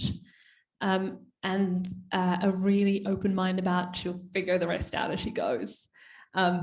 So that's, yeah, like Carl said, it's about character and who you are as a person, not about your experience necessarily. I think I'll answer it from the question of how do you build conviction in an early stage founder, and so, for example, with the company that I mentioned, Val, so they do the lab-grown meats library. It's not just about what they say, but it's what they've managed to do and the actions that have shown, being bootstrapped. So those guys managed to get a 40K grant from the government. They applied for it. They hustled their way into high school labs to get to an MVP of growing kangaroo meat in a lab. Compared that to a Silicon Valley company that probably would raise $1 to $2 million to get to the same milestone. It just showed that they had that ability to just go out there and do it. So it's more around trusting in their actions and the outcome as opposed to the promise deck thing that I mentioned before. I'll add to that. It always cracks me up the story with Emily Blythe from Limpidity, who used to swap babysitting for legal advice, and I just that's hustle way. It's really cool. Cool. Yes. Just on that, I think something I learned this week was Callaghan offer a careers grant, which funds people coming out of masters or postgrad to work in a company for 6 months. To get that industry experience. Yep. So Callaghan offers a grant for people studying at certain points. Yes. You can keep it vague if you do actually have an idea, but if you guys had to do your own startup besides your own companies, obviously tomorrow, what would that be? What would your own startup be if you had to do one tomorrow? That's a good question. I'll take a stab at it. My technical background is in biotechnology, so it'll have to be something in biotech. Whether that's, I don't know, figuring out a new process for a new kind of enzyme, I don't know. It'll be biotechnology related, I'm sure of that. It's tricky to scale, but if you get it right, it's really cool. Can I answer this a little bit differently? I think if I weren't an investor, I think I'll probably be a teacher, just because I've always loved teaching. And I think what I would do is probably create content. Like teaching nowadays is being the best content creator on social media platforms. Kids nowadays are going to have access to the best teachers in the world. You don't have to be in a classroom with 30 people. You can have scale. You can learn so fast and articulate your thoughts and share it on social media and gain a lot of, I guess, build a community around that. So I think that's the thing that excites me. It's not really answering your question, but. Well, I guess you are doing that. Bitcoin 2.0. I've got nothing. I'm an investor, man. Otherwise, I'd be sitting where you are. You never have ideas. I have lots, but like Throw one out. Oh, the last one we were looking at was me and a friend was I don't know, like a AI tool that can for storyboarding, right?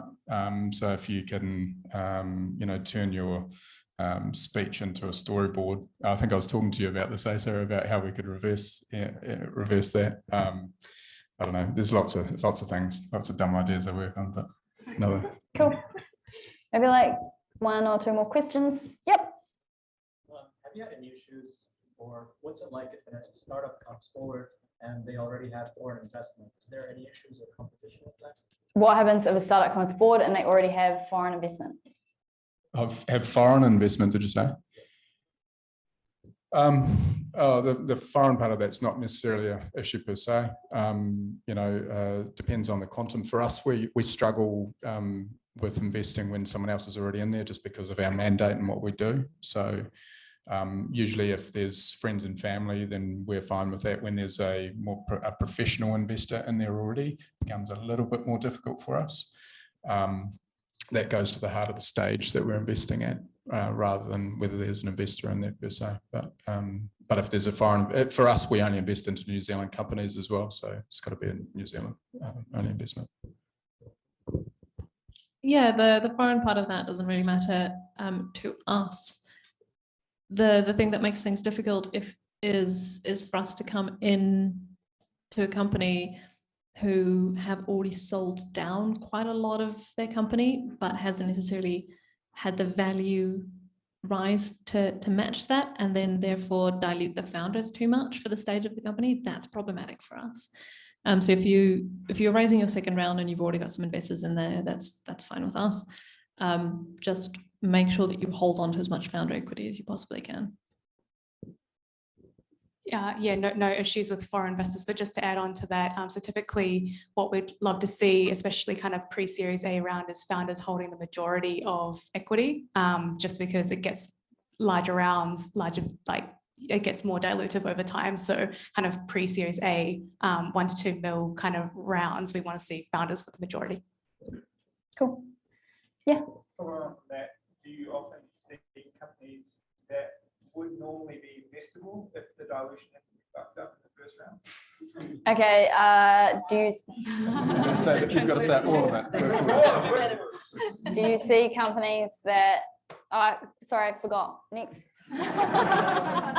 Now, do you see companies that would have been investable if it diluted? If the cap table wasn't screwed on. Yeah, we do. Again, this tends to happen with slightly later stage companies than we would typically invest in. We like being the first again, but we have invested into a company where the tech was great, the founders were great, but there had to be quite a lot of wrangling to make sure that the ESOP was large enough to compensate the founders for the dilution that they had given away too much of in the previous round. So there are ways around it, but it makes your life as founder and our lives as investors much harder. Yes. Yep. X, do you have a question?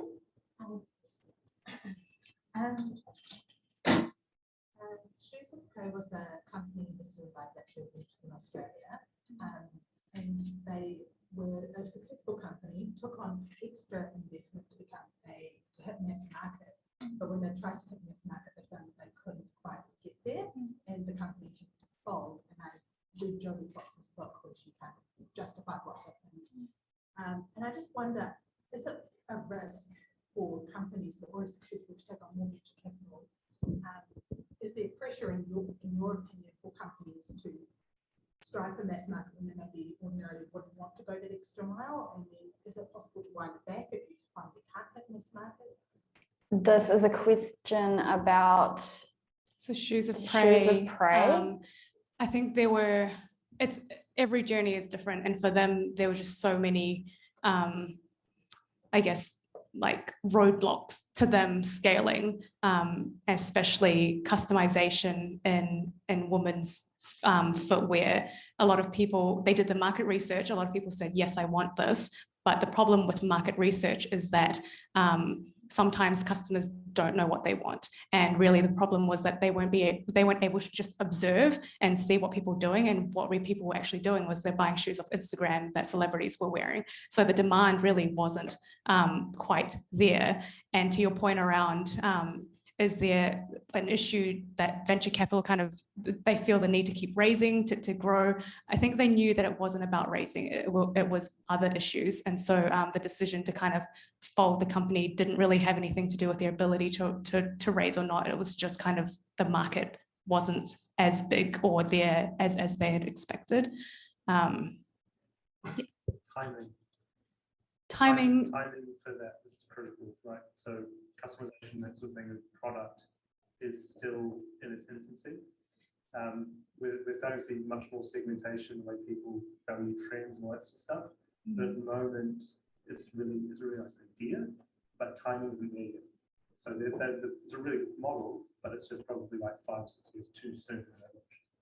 Maybe the manufacturing, the process just wasn't there. And if you read her book, it was so hard to do manufacturing in China. And actually, really good point for people who are interested in kind of doing partnerships, outsourcing in China. Do your research. There's a YouTube video from a Giants Weekly series that we hosted from one of our founders, Mark Alexander, and he talks about all of his kind of like his experience with finding agencies in China, how to do it, and all of that stuff. So I highly recommend watching that if that's something that you're considering doing. Cool.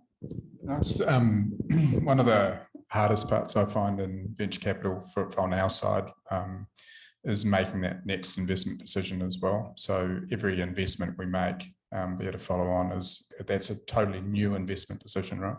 And you've got to then put yourself in kind of this position of saying, not forget all that because that's so important, but how does this bit of money work going in and what does that look like? And that has to be an independent investment decision. And that's really challenging to do because you've built this relationship with founders really long, a long time. And, it's a term that you're captured, right? And that can be a really challenging thing to do. And there's, funds do a lot of different things to try and mitigate that, including, the person, for example, who's on the board doesn't do anything to do with the due diligence and the investment decision. It's other people in the firm who can kind of come in and try and create that independence of view. So putting more money in is a really, it's a new decision all the time, and that can be quite challenging. And, been through it before, having to tell a founder that there's no more money coming in, and that's a really, really hard thing. It's a horrible thing to do. So, and we don't take it lightly, but there's also, and then there's that sort of challenge between grit and resilience and carrying on versus, flogging a dead horse, for want of a better term, right? Those are really hard things to see which way to go, because you want to ultimately just keep supporting people, right? One more question. Oh, does anyone that hasn't, there's a few. Okay, we'll do a couple more. Yes, what was your question? We've seen in the US a couple of what were marketed as hardware companies, closed up really fast, like, they're not.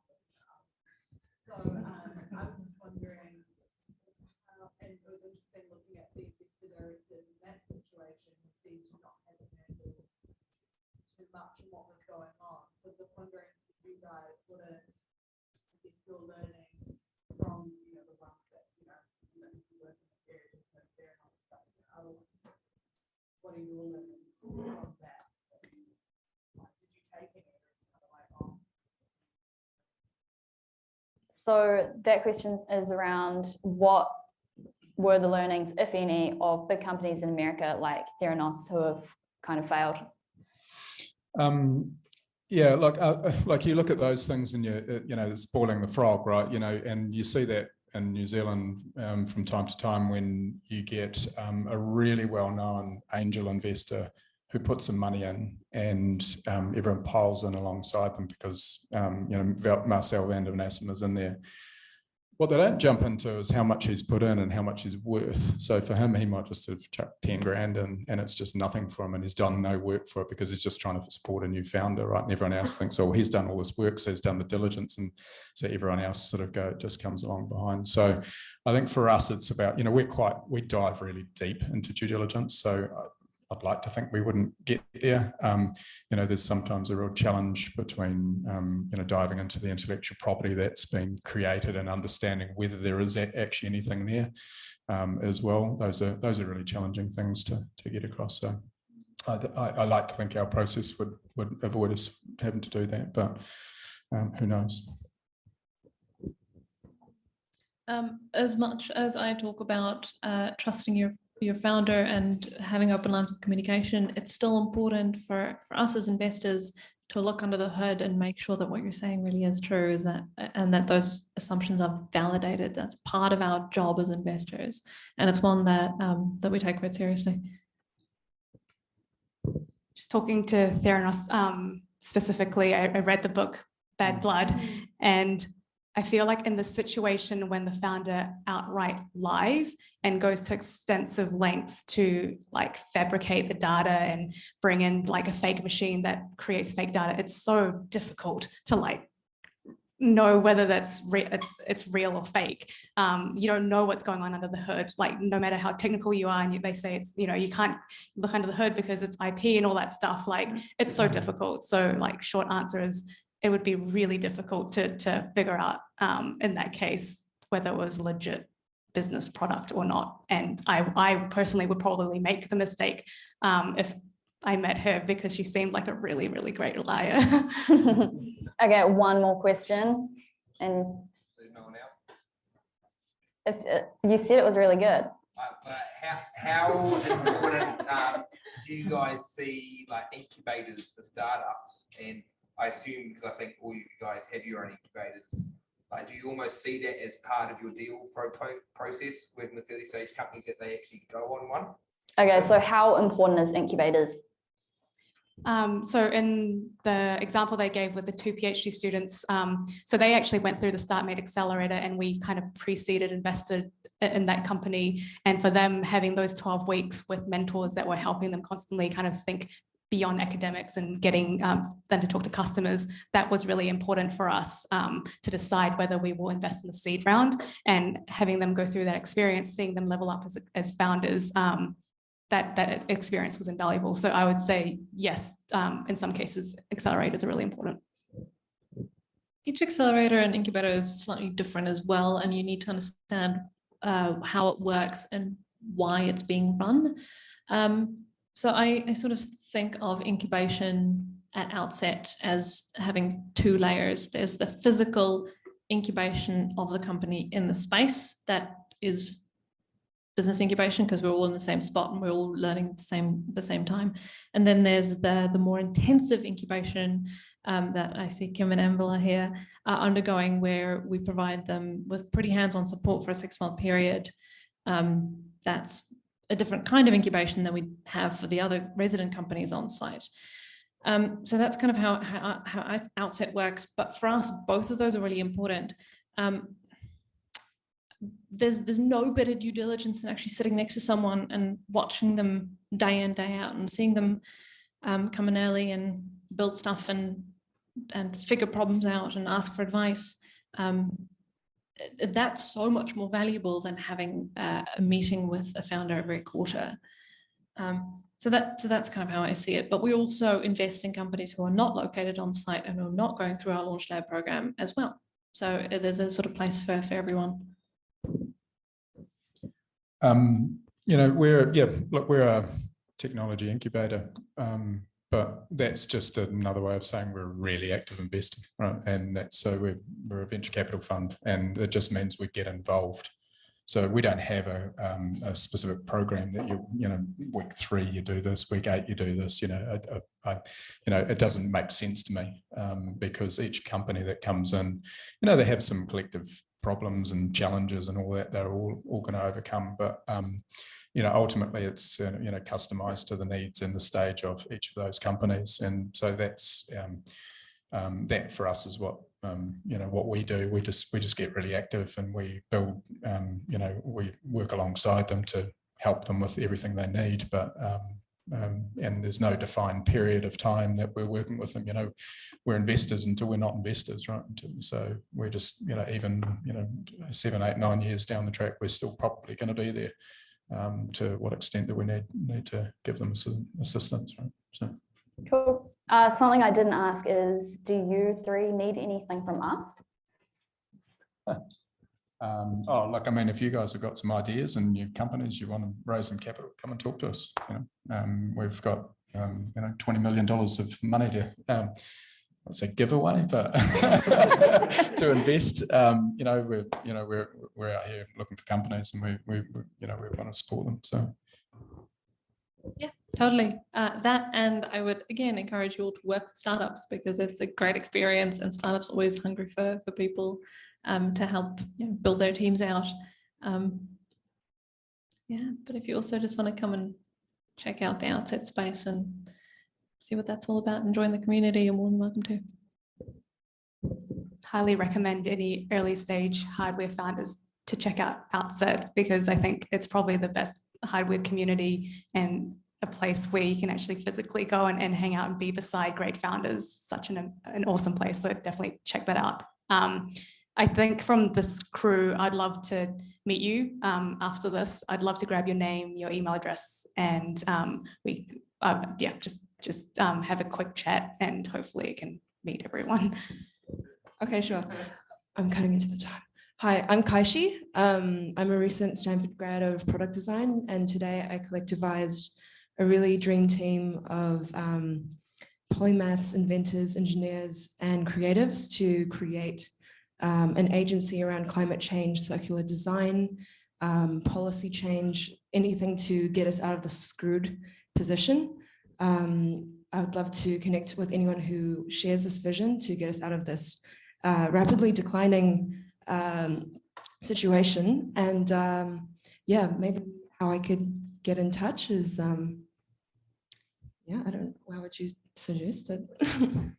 Kaishi on LinkedIn? Kaishi Yang, Kaixiyang on LinkedIn. I have to go get my brother from the airport. Yep. I'm Layla. I'm from Cropsey Technologies. We're an ag tech startup. We're basically building, we've built some proprietary hardware that sticks to tractors. So while growers doing daily operations, we're constantly scanning their crop. All the data is processed on board in real time, and it just goes to a database in the cloud. And we need someone, tech lead, to help us turn that into a platform for growers to visualize all this data on. So software engineer, preferably with some experience, architecture and design, preferably in Asia. Tech stack is flexible. Let me know, leila@cropsy, CROPSY.tech. Awesome.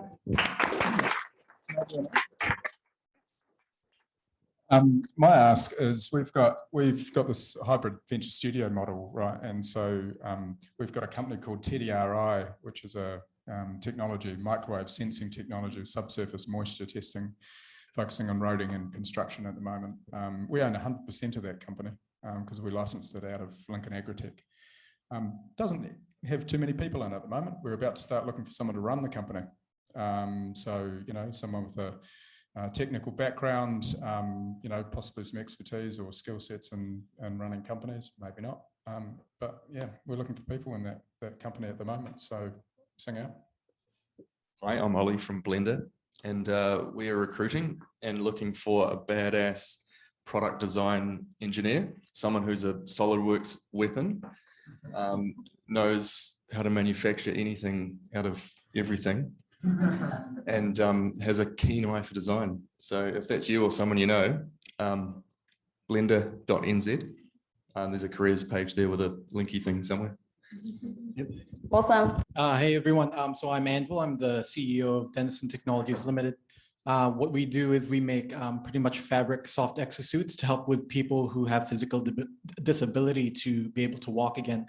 We're quite early stage, but at this stage, we're looking for chemists or electronics engineers to join the team and to be able to let the other people find their stride. So, hey guys, I'm Kwan. I'm a mechatronics engineering student at Auckland Uni. I'm finishing up my studies in about a month, and I've got interests in transport and aerospace. I sort of see them as the same sector because it's just transport of people or things, and biomechatronics. I'm looking for, I'm old enough to realize that there are a lot of things I don't know, but also old enough to know where I want to head. So that's those three spaces. And I'm looking for, you know, job opportunities, but also like people that are really interested in transport, especially swarm robotics and the future of transport. So yeah, come talk to me. And this is the way I get around town. Hello, I'm Anita. I'm a 3D printing specialist from Clone 3D, and we're looking for people to join our team. Basically, anyone who's passionate and interested in 3D printing, come talk to us. If you love 3D printing, but you're more of a software person, come talk to us. If you're good with IT, come talk to us. We kind of suck with it. Yeah, you can find me on LinkedIn, send a message, email, find us. Hey everyone, Alex, on a small team bringing a epic plant-based meat product to market this year. Trying to solve a big problem in New Zealand, which is how to grow protein on our land here in New Zealand that requires the least amount of water. I'm getting along the ways of growing algae on my flat roof to then put in my smoothies in the morning. But yeah, just really looking into people that are passionate about that space. Sounds like there's a few people on tractors going around.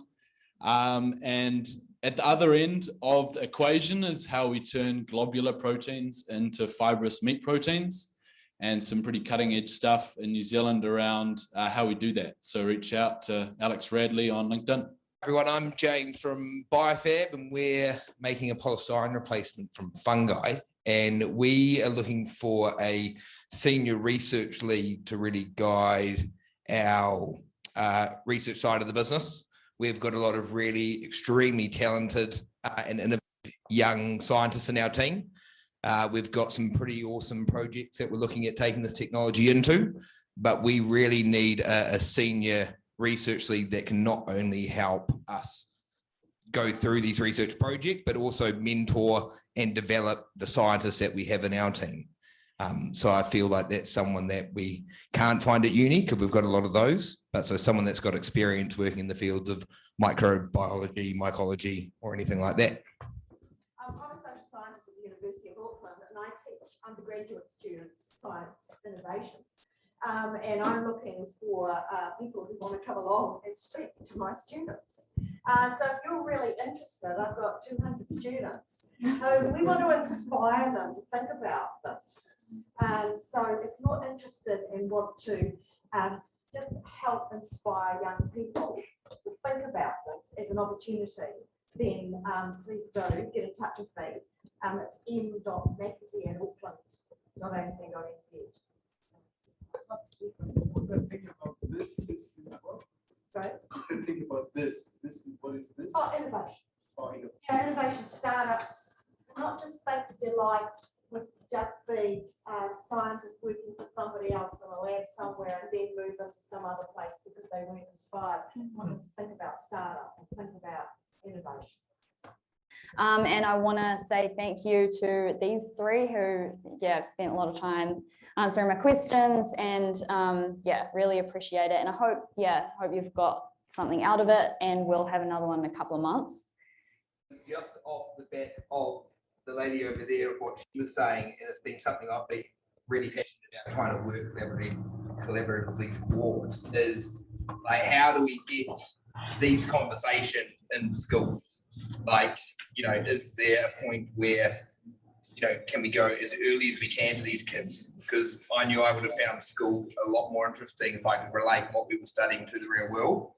And I might have my rose-tinted lens from always wanting to be an entrepreneur. And I know that not everyone might not want to be that, but I've always thought, like, can we run incubation programs in schools? And I was just wondering if you guys had ever thought about that as investors. Yes.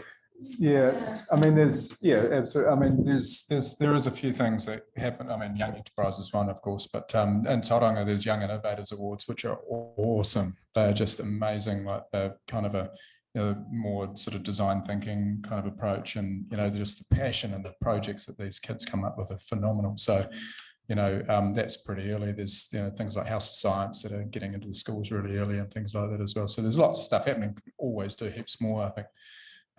Tip's the teacher in the room, aren't you, teacher? Didn't you want to be? You must know heaps about it. Also, like all the startup weekenders and stuff, usually really open to families and everybody. Like it's not just about whether or not you can code or something already.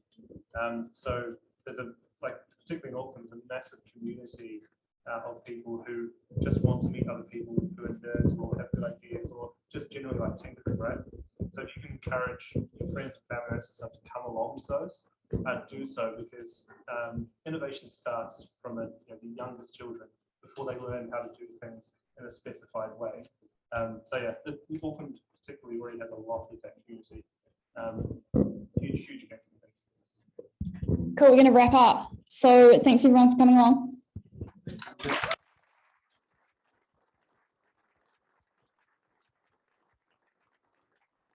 Okay, that's it. So yeah, thank you.